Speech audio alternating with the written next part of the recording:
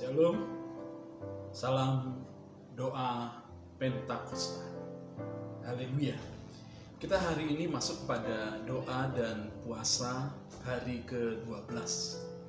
Tema hari ini adalah Tuhan mengabulkan doa. Terambil dalam 1 Yohanes 5 ayat 14. Dan inilah keberanian percaya kita kepadanya, yaitu bahwa Ia mengabulkan doa kita jikalau kita meminta sesuatu kepadanya menurut kehendaknya. Amin. Ada banyak kesaksian dari anak-anak Tuhan yang doanya dijawab oleh Tuhan. Kita hanya tahu hasil doanya yang dijawab, tetapi kita tidak pernah tahu bagaimana proses orang itu berdoa. Jawaban doa adalah hasil dari proses keintiman dengan Tuhan yang menjawab doanya. Itulah sebabnya mengapa perlu kita membina hubungan yang intim, yang karib dengan Tuhan, agar ketika kita karib dengan Tuhan itu, kita mengerti apa kehendak Tuhan. Jadi pada waktu kita berdoa, karena kita sudah intim, kita mengerti kehendaknya, kita peka, maka kita akan berdoa sesuai dengan kehendaknya. Ada sebuah artikel yang pernah saya baca, yaitu ada seorang ayah yang berulang kali meminta gelang yang dikenakan oleh anaknya. Lalu anaknya tidak mau memberikan gelang itu kepada ayahnya dengan bermacam alasan, yang mengatakan gelang ini punya memori, punya kenangan yang khusus dan istimewa. Gelang ini gelang yang ia sukai, gelang ini sudah nyaman, enak di tangannya dan sebagainya. Tetapi ayahnya terus meminta gelang itu. Hingga satu kali anak itu akhirnya membuka gelangnya dan menyerahkan kepada ayahnya. Dan saat ia menyerahkan gelangnya kepada ayahnya, kemudian ayahnya mengambil sebuah kotak dan ia membuka kotak itu, dan dari dalamnya ia mengeluarkan kalung emas. Lalu ia segera memakaikan itu kepada anaknya, kalung emas.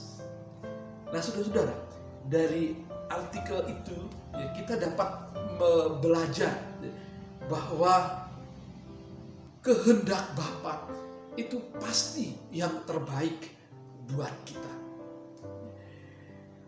Keberhasilan Bapaknya bukanlah pemberian, penekanannya bukan pada pemberian kalung emasnya itu, tetapi kepada kehendaknya yang tercapai ketika itu diberikan kepada anaknya.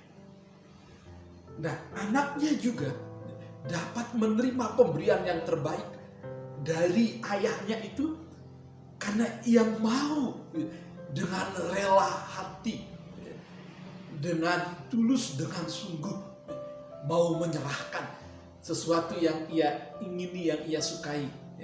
Lalu ketika ia dengan sungguh menyerahkan, tak terduga ia memperoleh hal yang jauh lebih baik dari apa yang ia miliki selama ini. Itu sebabnya, saudara-saudara, mari kita jangan khawatir lagi. Kita jangan cepat putus asa dan menyerah tentang kenyataan-kenyataan kehidupan. Itu merupakan jalan panjang dari sebuah kegagalan saja, yang disebabkan karena ambisi, kesombongan, keinginan, kepercayaan mau menang kepada diri sendiri, bukan kepada penyerahan diri kepada Allah. Dengan demikian, doa kita akan lebih bermutu tatkala kita mau menekankan doa-doa kita kepada kekariban dengan Tuhan. Haleluya. Pesan yang utama dari firman Tuhan, renungan firman Tuhan hari ini adalah hanya doa menurut kehendaknya yang dijawab dan dikabulkan. Ini tidak berarti bahwa doa atau keinginan kita tidak dikabulkan, tetapi lebih penekanannya pada motivasi atau kejujuran, ketulusan hati ketika kita berdoa kepada Tuhan. Haleluya. Mari kita berdoa. Bapa di dalam surga, hari ini dalam doa puasa kami, biarlah Engkau menambahkan kepada kami satu hati yang sungguh-sungguh mau berhubungan karib dekat denganmu. Dan kami bersyukur buat Roh Kudus sebagai penolong yang menolong kami berdoa, sehingga kami berdoa sesuai dengan kehendak Bapa di surga. Sekarang biarlah ya Tuhan, keinginan kami disucikan dan dikuduskan, agar dalam segala sesuatunya kami lebih memprioritaskan kehendak Bapa ketimbang keinginan kedagingan manusia kami semata. Sekarang ya Tuhan, biarlah urapan doa turun atas kami, dan biarlah ya Tuhan, doa-doa yang dipanjatkan, syafaat-syafaat yang dinaikkan padamu hari ini oleh hamba-hambamu, Engkau dengar ya Bapa. Dan kini ya Tuhan, buat kami semakin rendah hati di dalam kehidupan doa kami, untuk menaruh seluruhnya pada kehendak Tuhan saja.